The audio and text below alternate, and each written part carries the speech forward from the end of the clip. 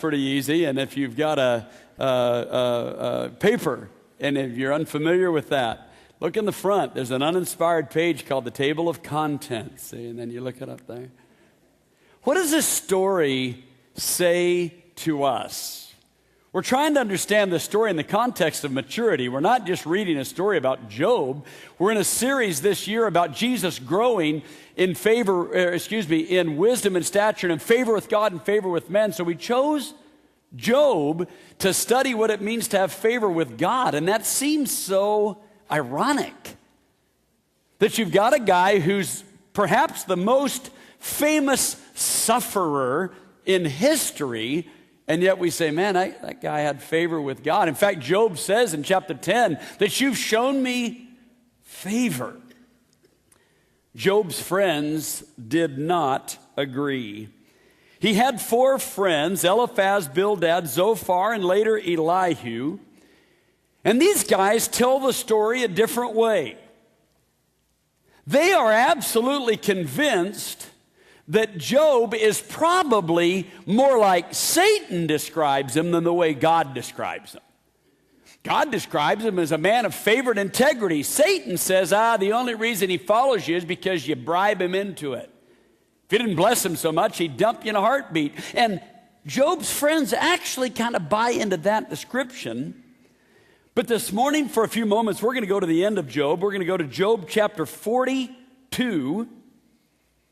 We're going to be in verses 7 through 9, where God gives his opinion of Job's friends.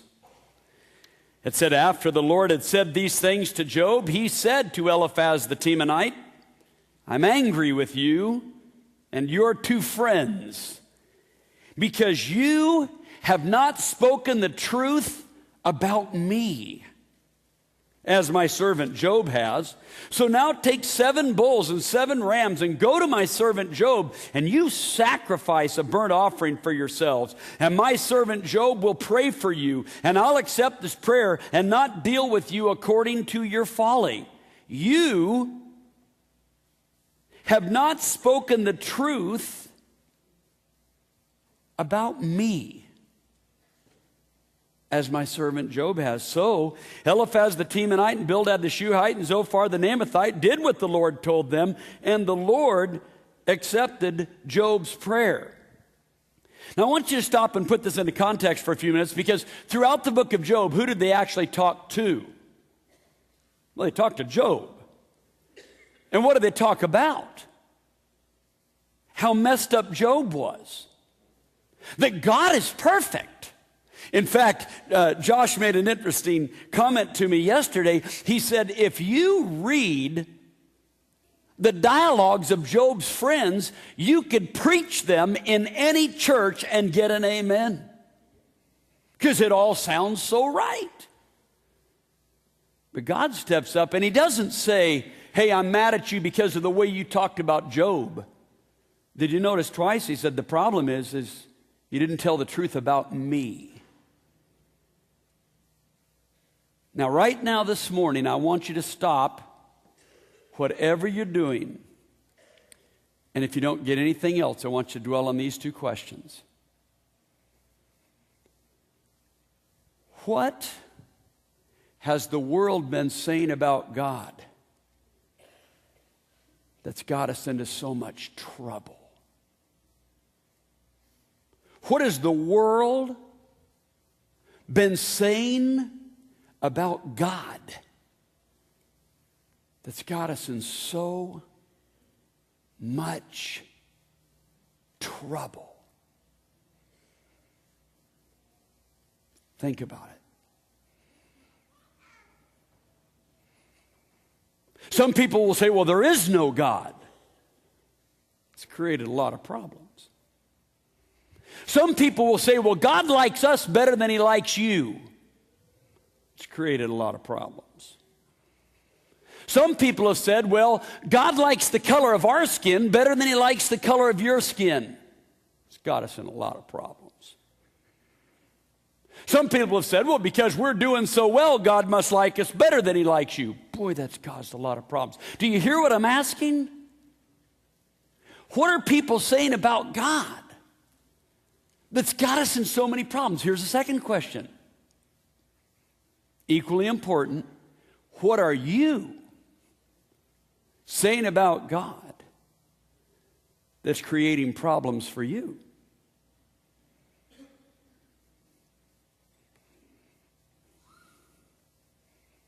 What are you saying about God that's creating problems for you? God doesn't care. If he did care, he'd do this. God doesn't listen. What are you saying about God that's causing so many problems? You see, the issue that God brings up at the end of Job isn't what they said about Job.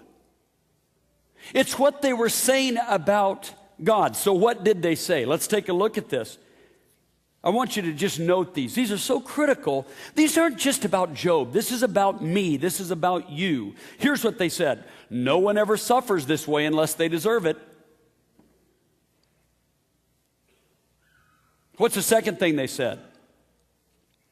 No one ever suffers this way unless it's a consequence of sin. So what were they saying about Job? You're actually a liar. You hide your sin because nobody suffers like this unless he's a sinner. Number 3, you are hiding your sin. Number 4, God is doing this to you. Now just leave those up there and think about them. What is the message? If you suffer, you're bad, you're lying about it, you deserve it, and God finally got you. Now, real quickly, how many of you can associate that with your childhood church experience? See, this is not that far off. Some of you are like, it sounds like a sermon every Sunday. We even joke about it. Man, I grew up in that hell, fire, and brimstone. Folks, some people did, and they are no longer with us.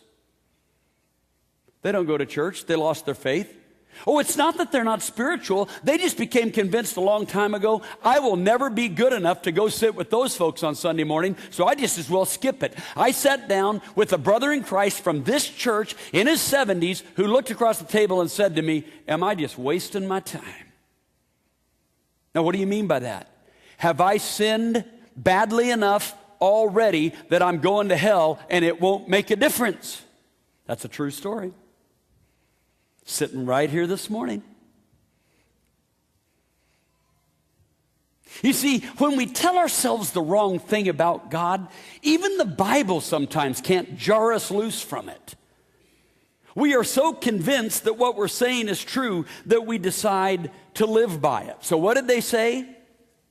You got what you had coming because you're a thieving, lying, deceiving sinner. Okay. What does the Bible teach? Why don't we invest in that in a moment? Number 1, there's a difference between circumstance and consequence. Now, how many of you would agree with that? Right? This summer, I did a funeral for a young lady, 32 years old. Last December, she was hit head-on collision over in Augusta, Georgia. Another woman, upset at her husband, was driving 77 miles an hour on a one-way down the wrong side of the parkway, glanced off one vehicle, hit her, flipped over, hit another one, and landed in the ditch with her husband and her 4-year-old son in her vehicle. She killed the young lady that she hit first. She lived basically in a coma, vegetative state for about 7 months and then died. There is a difference between circumstance and consequence. They're not the same thing. Number 2, there is a difference between hardship and punishment. To assume that the reason that some remote tribe is living in poverty is because of their traditional witch doctor worship or whatever would excuse the fact that we live in wealth and we are about as worldly as any tribe on the planet. The hypocrisy there is so sickening, it would make God puke. But people tell themselves things like that. For us, it's just hard times, but for them, it's punishment. That's hypocrisy. Number 3, hardship can be punishment for sin in a personal way, but hardship can also be consequence of sin in a general way. Example, Adam and Eve. What Scripture say in Genesis chapter 3? That from now on, it'll be hard to till the ground. From now on, there's going to be more pain in childbirth. It's not just individual consequence, but sometimes there is a general consequence. Number 4, hardship can be discipline for the wrong way of living, but hardship can also be discipline to train me for success in my mission. Let me follow that up with, hardship can mean that someone believes I'm not giving my best, but hardship can also mean that someone believes I'm capable of more. We need to step back in the story of Job and separate circumstance from consequence, and we need to step back and separate hardship as a consequence and hardship as an opportunity. I want to look at 2 examples. How many of you remember these iconic pictures of Michael Jordan? We thought he could fly, didn't we? I mean, he's taken off from the free throw line. How many of you remember this? Just raise your hand if you recall this. Okay. He said, I've missed more than 9,000 shots in my career. I've lost more than 300 games. 26 times I've been trusted to take the game-winning shot and missed. I've failed over and over and over again in my life. And that's why I succeed. Do you remember how iconic this brand became? You didn't even have to put his name up there. Well, that's just Air Jordan. Listen to what he said, though. He said, during the season, I put in 3 hours of practice every day. Now, that includes travel, preparation, the game, press time, and 3 hours of practice every day. Coach said he was always the first one to the gym for practice and always the last one to leave all the way to the end of his career. In the off season, he practiced 5 hours every day to work on areas of weakness. Now that's vacation, Michael Jordan style.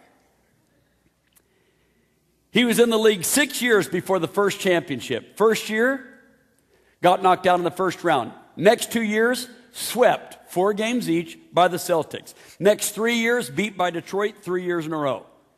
How many of you kind of remember, think to yourself, oh, he just started winning championships right out of the chute? No, he actually didn't. We remember the emotions when he finally did win his championship, even though it was tough on a Portland guy. He ran out of fingers for his championship rings. But I love this statement. I'm not out there sweating for 3 hours every day just to find out what it feels like to sweat. What does that mean? I'm not out there for hardship's sake. I'm not just doing hardship to do hardship. I can see that there's more in it. See, we complain so much about how hard things are because we take our eye off the goal and pay attention only to the hardship itself. Second example, Navy SEALs. I just got to love this. One of the things they talked about in Navy SEALs was teamwork.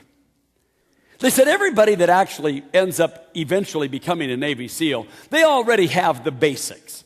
They're very bright, they're the best physically, they've got all of these physical attributes and everything. So he said, you don't even get a shot at it if you don't have all of that. That's all a given. What we want to find out in the Navy SEALs is, can you work as a team and can you function under pressure?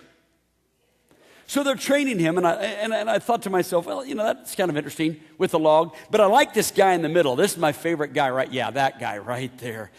He's bagging groceries. But they do push or sit-ups, with this log. This is them doing sit-ups. Look at the next one. It hurts, I think. Yeah. This is my favorite one for the sit-ups. The next one. Yeah. So they're in the surf doing sit-ups with the log. And I'm thinking, if you die, they might not know it for a while. The seals representing sea, or the sea and the air and the land. There's 3 years of training once you become a SEAL before you're ever deployed. 3 years before you're ever deployed. Go ahead and move forward. There's 6 to 7 years of combat experience before you can apply for SEAL Team 6. So you've already been a SEAL for 6 to 7 years in combat experience before you can ever apply for SEAL Team 6. This is this famous SEAL team. In fact, it's kind of funny. We actually only had 3 of them when they named SEAL Team 6. We had 1 and 2 and 6. And they did that because they wanted to throw off the enemy as to how many teams we actually had. We ended up with 10, but this one remains the toughest. The average age on the team is over 30 years old. They even train with live ammunition. Sometimes they die. This is factual. They die in training. You're more likely to get drafted into the NFL than you are to make a SEAL team. They asked a trainer of SEALs, some say SEAL training is actually torture. Is that true? He said, yes, it is like torture, but they are the most vulnerable of all of our troops to capture, so they must be prepared for all they may face. Now, who is this famous SEAL team? Well, they were the ones that we sent after bin Laden. And they did training. And it wasn't until after the helicopters lifted off that they actually told them that this was the mission they were on this time. When asked, how did they feel about it? They said, we were so excited. Well, so excited means what? Well, we're going to be in the combat zone at night in very difficult circumstances, shot at, machine guns, bombs, hand grenades, that kind of thing.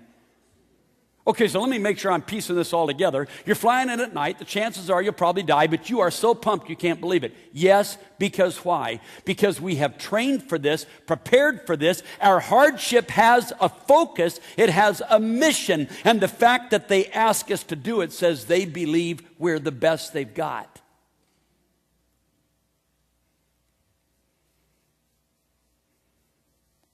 You see, God did not choose Job out of consequence or because Job lost favor. It was actually an expression of favor. Now, what if God would have approached Job and says, hey, listen, people are going to struggle with suffering for thousands of years.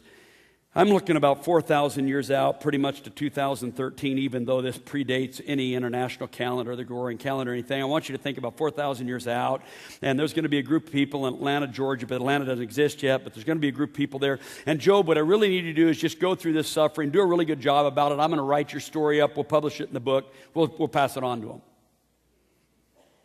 And Job steps back and he says, I've been looking for something. I got this sprawling international business empire, and all my kids are raised, got their own places, and I've kind of been looking for something to, get involved in, in retirement. God says, oh man, I got a plan for you. Is that at all what happened? No, it's not, and you know why? Because that's not what happens with us either. We don't know why we're suffering when we go through it. We can't see all the outcome. We don't know the number of people that it will be taught or changed or transformed or encouraged by what you are going through right now. Your story of perseverance, your story of a positive attitude, it's all going to be passed on by people that are watching that you don't even know are watching. My dad's brother turned 80 yesterday, so we flew my dad to his little brother's birthday party.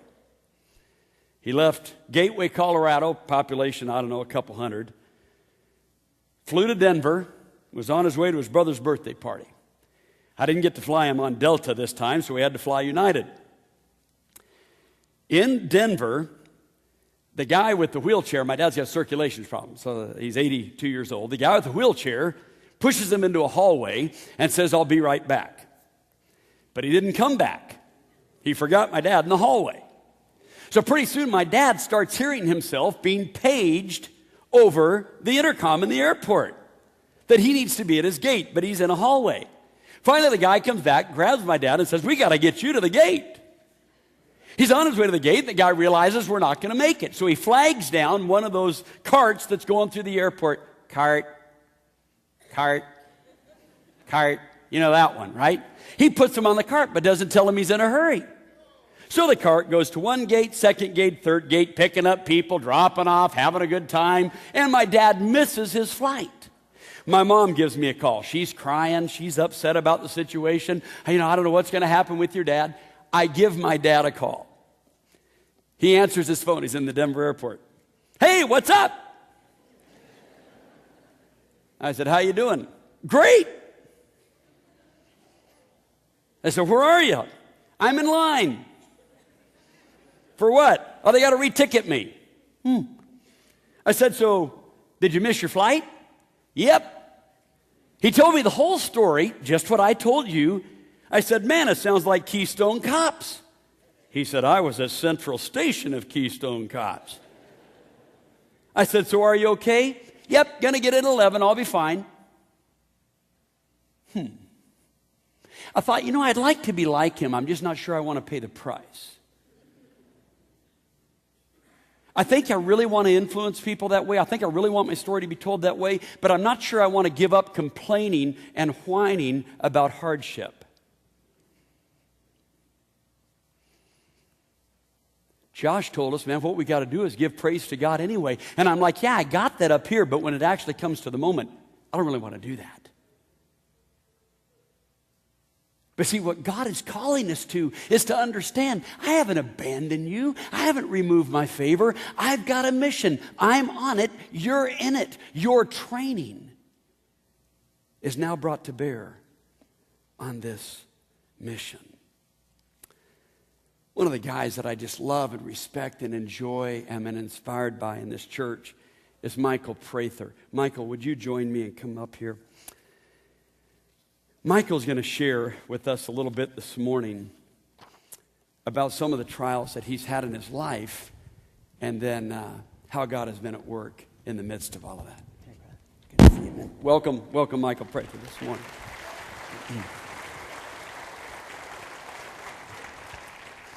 I recognize that some of you would know a little bit about Michael's story, but I also realize that some of you are new and you wouldn't know what kind of shifted in his life in June of 2009. So what I've asked Michael to do is begin by just kind of bringing everyone up to speed with a little bit about his story. So would you share with us about that? Sure.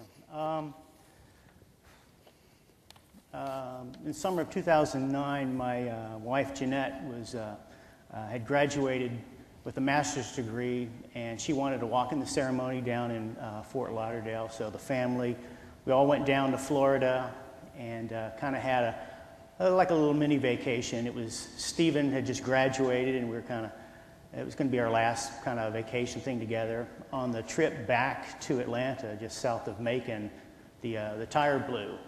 And I made it over to the emergency lane, and then the car just darted into the grass. It rolled.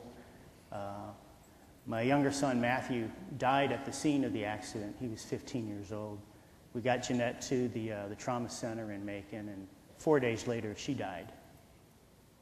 When I was in the car, was that a Monday? That was a Monday. It was the day after Father's Day. Right. I was in the car driving, and your son Stephen called me. Mm-hmm. He and I were planning to go to a concert together in July. I thought he was calling about that. And he was standing on the side of the road, describing to me what was happening. Yeah, I was, at the time, I was trying to extract Jeanette and Matthew from the car, because I couldn't get them out of the car. And I think he immediately called his Aunt Mary Lou, and then he called you. And I think I don't know if the paramedics were there by that time, but They were arriving. yeah. So we came to the hospital. We started working at contacting your family in different places, and many people from here came down and spent several days in Macon. Right. And then at the close of the week, of course, we had to go through the business of trying to plan a funeral.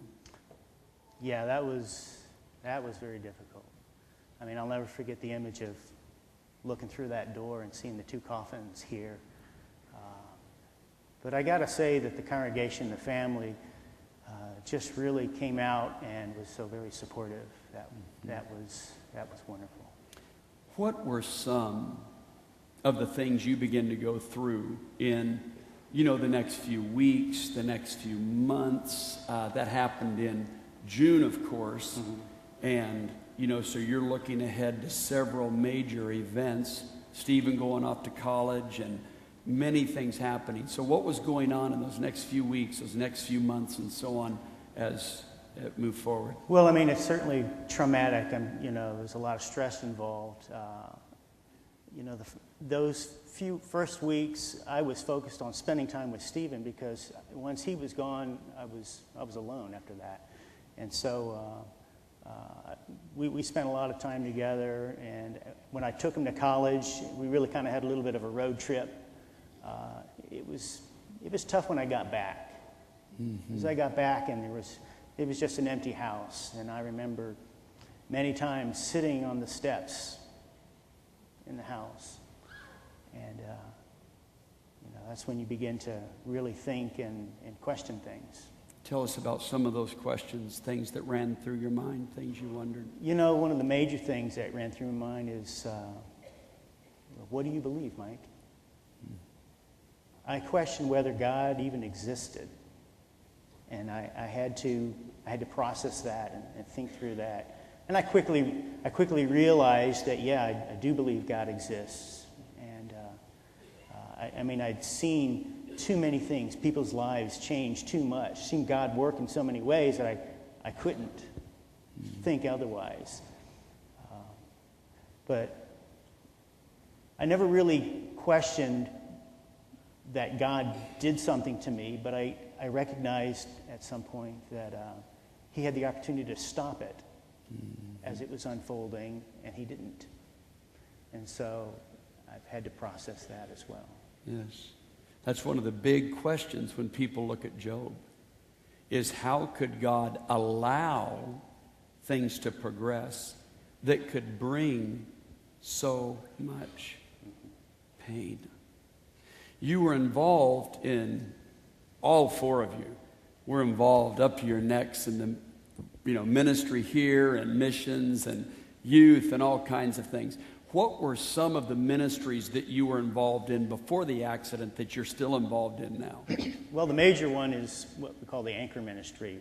I'd gotten involved in that about 15 years ago at this point, just right after it started. And that's been wonderful, because being a part of people's lives who, at this point in time, they're open to the gospel, they're open to spirituality, and being able to be a part of that is wonderful. We'd been involved in missions. The boys had gone with their aunt to Zambia on medical mission trips for almost every summer. In fact, that summer both of them were going to go, and that got changed. But Stephen, he continues to go. This summer he went to Zambia again and did logistics. What was it like as some of your closest friends begin to rally around you and stay close? What's that been like over the last few years? Well, that was really a great part of it all, because I got to deepen in a lot of relationships. I got to develop new relationships. It really helps to be grounded and to be rooted into something before you go through a storm. It's kind of like that passage in Matthew 7. When that storm comes, I had the benefit of having a support system. And, for the first couple months, really number of months, ate y'all's food. And I mean, that was great. And people initiated with me, and I had been advised to accept as many things as I could. And I went ahead and did that as much as I could. When people initiated something, to go ahead and do that. Yeah. So that church really was awesome. You followed up with some specific steps in regard to grief. So what are some things very specifically that you did in relationship to the grieving process? Well, early on, I guess it's this idea of what is the next right step?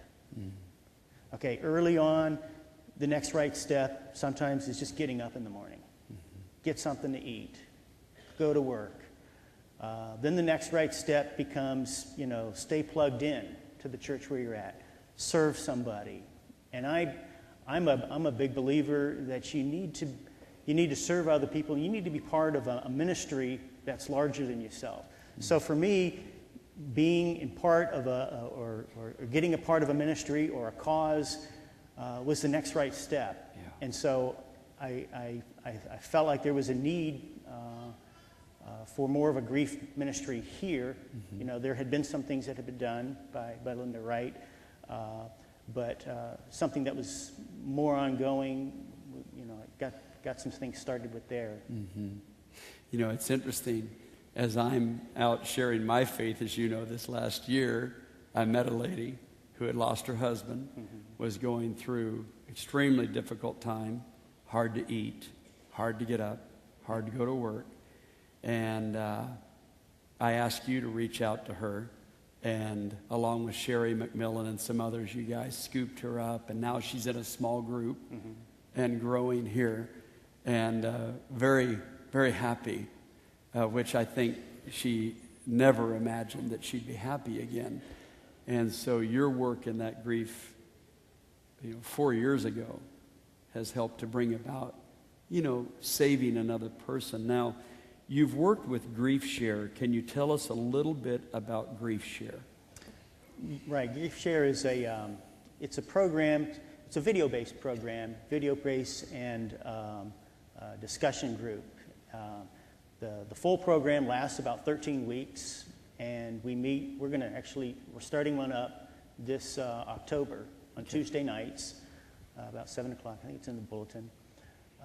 And we meet together. We see the video where people share about their experiences, and then we have a time of sharing and talking with ourselves. So we'll do that throughout this fall. I kind of picked fall because it's the holiday season, and the holiday season can be very difficult for people who are really going through it the first time. Yeah. Those are special days, and they're difficult, so we want to be there.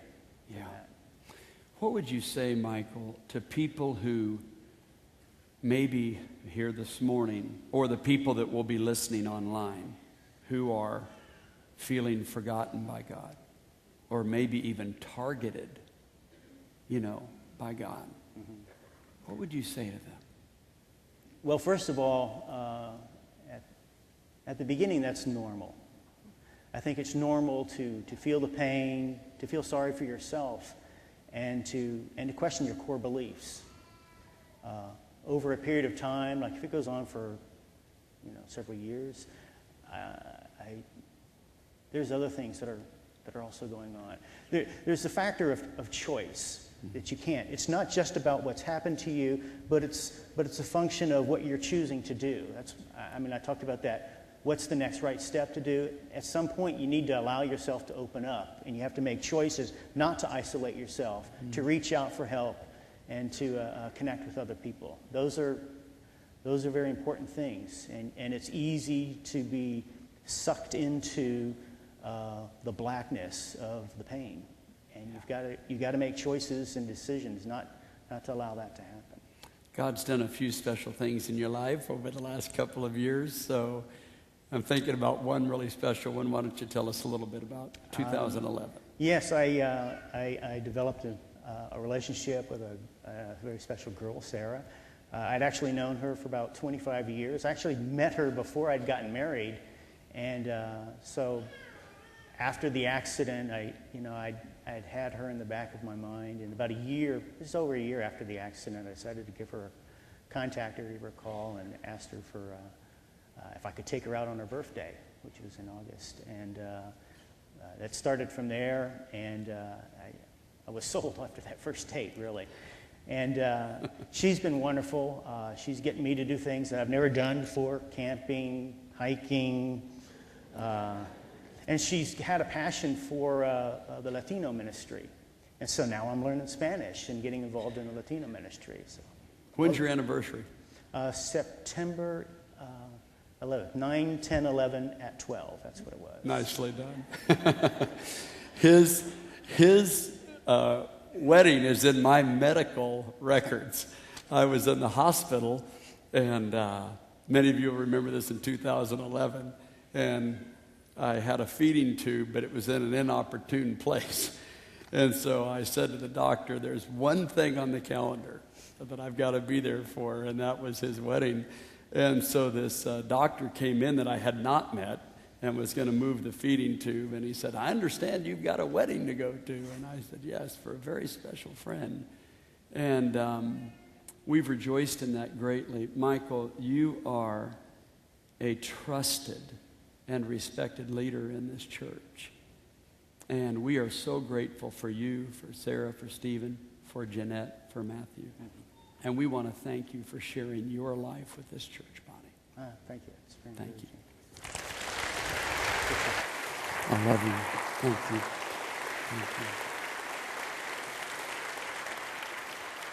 Thank you. I want to close this morning with a passage from the Apostle Peter. We know that Jesus let him know in John chapter 21 that his future included suffering and death. And I want us to share in this together. 1 Peter 1, 6 through 9. So be truly glad. There is wonderful joy ahead, even though you have to endure many trials for a little while. These trials will show that your faith is genuine. It is being tested as fire tests and purifies gold, though your faith is far more precious than mere gold. So when your faith remains strong through many trials, it will bring you much praise and glory and honor on the day when Jesus Christ is revealed to the whole world. You love him even though you have never seen him. Though you do not see him, you trust him. And you rejoice with glorious, inexpressible joy. The reward for trusting him will be the salvation of your souls. Brothers and sisters, we will face many hardships. Jesus did. He predicted we would, and we will. But hardships are more than consequence, more than difficulty. Hardships give us the opportunity to be prepared and positioned to change the world. So this morning, I challenge us to look to God in the midst of our hardships, trusting him that our picture, even when we feel like we're on the fringe, blends into his great picture for inexpressible glory. Let's pray. Father, thank you for loving us, for caring for us, for giving us insight, for opening doors for us, for showing us that though we face trials of many kinds, these are achieving for us an eternal weight of glory far beyond any comparison. So we fix our eyes not on what is seen, but on what is unseen, for what is seen is temporary. What is unseen is eternal. These are the truths about you that we witness this day. In the name of Jesus. Amen. Would you stand together, and if there's a request or a way that our shepherds can comfort you and assist you today, we invite you to come as we sing together. Blessed assurance, Jesus is mine.